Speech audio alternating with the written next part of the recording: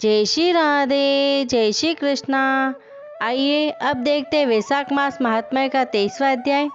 इसके पहले 22वें अध्याय में राजा मैथिल ने पूछा, इस वैशाख मास की कौन कौन सी तिथियां अत्यंत पुण्यकारक है और क्या क्या दान विशेष रूप से उत्तम है और संसार में इन्हें किसने प्रख्यात किया है, यह सब बताइए। यह सुन सुखदेव जी कहने लगे कि वैशाख की 30 तिथियां शुभ फल देती हैं। इसमें स्नान, दान, होम, पूजा आदि करने से तत्काल मुक्ति मिलती है। फिर उन्होंने पितेश्वरों के संबंध में एक कथा बताई कि धर्मवर्ण नाम का ब्राह्मण ने अपने पितेश्वरों का उद्धार करने के लिए वैशाखोक्त धर्म किए और अमावस्या को पिंडदान व श्राद्ध किए, जिससे उनके पितृव्रत की मुक्ति हो गई और वह आवागमन से छूट गए। अब आगे सुखदेव जी बोले, अब मैं इस पापनाशक महात्म्य का वर्णन करता हूँ। माघ मास में शुक्ल पक्ष के अक्षय तृतीया के दिन जो सूर्योदय में प्रातःकाल स्नान करते हैं, वे संपूर्ण पापों से छूटकर विष्णु लोक को जाते हैं। जो देवता, पितृेश्वर और ऋषियों के निमित्त तर्पण करे, उसमें संपूर्ण वेदादि शास्त्र पढ़ लिए, सब यज्ञ कर लिए और श्राद्ध कर लिए।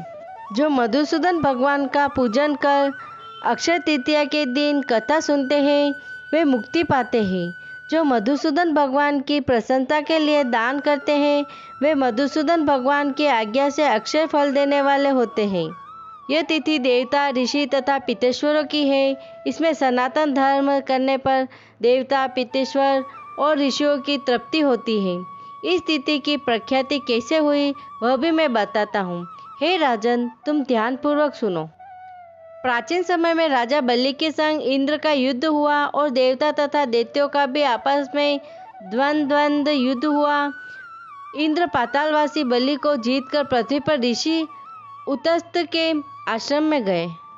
वहां जाकर उसकी मंदगामिनी गर्भिणी पत्नी को देखा, जिसकी कमर में स्वर्ण सूत्र में बद्ध किकनी शोभा दे रही थी। उसके कंकड़ों को झनकार ने मदोन्मद भंवर और कोकिलाओं के शब्दों की जीत लिया था। अनेक प्रकार के वस्त्र धारण किए वह मधुर भाषिणी और मंद मंद हास्य युक्ता शोभा दे रही थी। उसकी कमनीय काया से उसकी अपूर्व शोभा हो रही थी। विकसित कमल के समान उसका मुख और नील के कमल समान नेत्र थे। केतकी के उदर के समान पीत और मनोहर गालों वाली, परिश्रम से श्वास भरती हुई दीनाक्षी पर्णकुटिकी और मुख किए थी।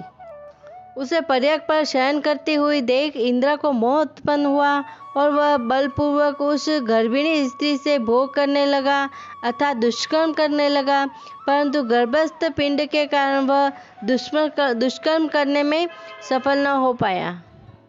वह बलहीन हो गया। तब गर्भस्थ शिशु पर इंद्र को महाक्रोध हुआ और रोष के मारे तांबे जैसे लाल नेत्र करके श्राप दिया कि हे दुर्बुद्धि, तेरे कारण मैं भोग नहीं कर पाया, तृप्त नहीं हो पाया, इससे तू जन्मात हो। तब दीर्घत महापावों से जयंत के समान हुआ। तभी इंद्र को ऋषि और शिष्यों के आने की आशंका हुई और वह मोह से बाहर आया। तब इंद्र को वास्तविकता का ज्ञान हुआ और वह ऋषि के श्राप के भय से शीघ्र ही भागा। उसे भागते देख संपूर्ण शिष्य हंसने लगे। तब वह लज्जा के मारे पहाड़ की कंदरा में जा घुसा और वहां बैठकर उग्र तप करने लगा। जब इंद्र लज्जा के मारे कंदरा यानी गुफा में जा घुसा, तो राजा बलि और उसके साथी दैत्यगण गुप्त दूतों द्वारा भेद लेकर देवताओं पर आक्रमण करके बृहस्पति के पास जा इंद्र का वृत्तांत पूछने लगे कि हमारा स्वामी कहाँ है। स्वामी के बिना हमारे राज्य पर दैत्यों के ने आक्रमण किया है। हे विभो, बहुत दिन बीत गए, इंद्र क्यों नहीं आते हैं? महाराज, हमें बताओ, जहाँ इंद्र हो हम वहीं जाकर प्रार्थना करें। इस प्रकार जब देवताओं ने पूछा, तब बृहस्पति बोले, रसातल में बलि को जीतकर इंद्र ऋषि उतत्य के आश्रम में गया और वहां जाकर ऋषि उतत्य की स्त्री से बलपूर्वक दुष्कर्म करने का प्रयास किया। इस पर उसके शिष्यों ने बड़ी निंदा की। इससे लज्जा के मारे वह स्वर्ग में नहीं आया और पर्वत की गुफा में घुस गया। वहीं पर शची सहित निवास करता है और अपने किए हुए कर्म पर चिंता कर रहा है। बृहस्पति के ऐसे वाक्यों को सुन अग्नि आदि सब देवता इंद्र को ढूंढने और प्रार्थना करने के लिए मेरु पर्वत की कंदरा में पहुँचे। कंदरा में बैठे हुए इंद्र को देख उसके बलवीर्य का प्रकाश करने वाले लोग विख्यात स्रोतों से उसे प्रसन्न करने लगे। हे इंद्र, सब देवताओं के स्वामी, तुमको नमस्कार है। तुम्हारे बिना हमको दैत्यों ने बड़ा क्लेश दिया है, जिससे हम स्थान भ्रष्ट होकर दुख के मारे जगह जगह घूम रहे हैं। अतः तुम चलकर शत्रुओं का दमन करो। ऐसी स्तुति सुन इंद्र गुफा से बाहर आया। लज्जा के मारे नेत्र पृथ्वी की ओर कर कमर झुकाकर देखने लगा। दुख के मारे कंठ भर आया, जिससे मुख से कुछ भी न कह सका। यह दशा देख बृहस्पति जी बोले, हे इंद्र, तू शंका क्यों करता है? संपूर्ण जगत कर्माधीन है।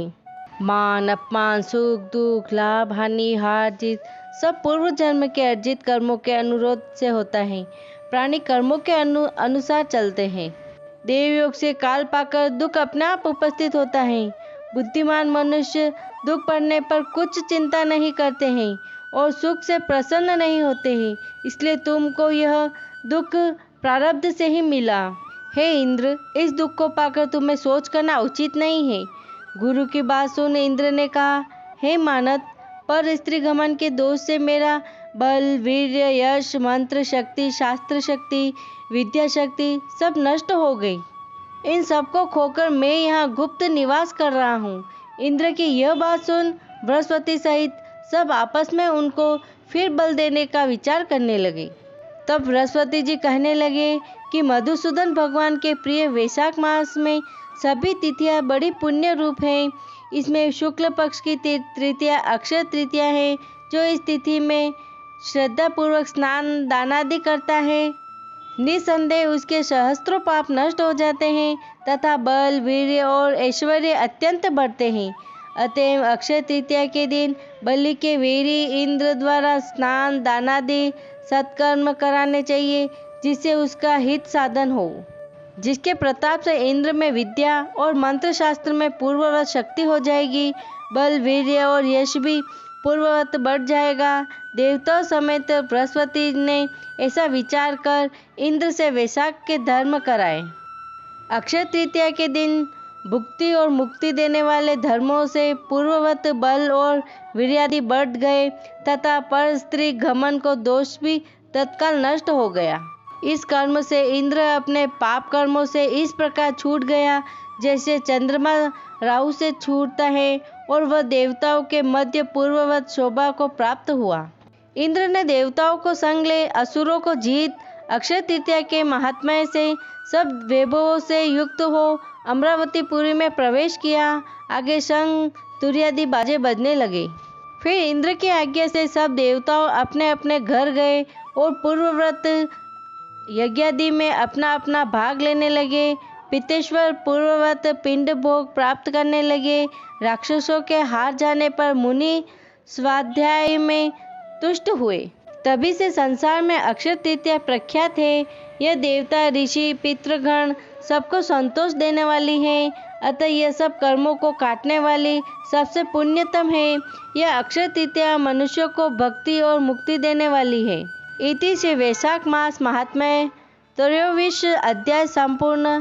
जय श्री राधे, जय श्री कृष्ण।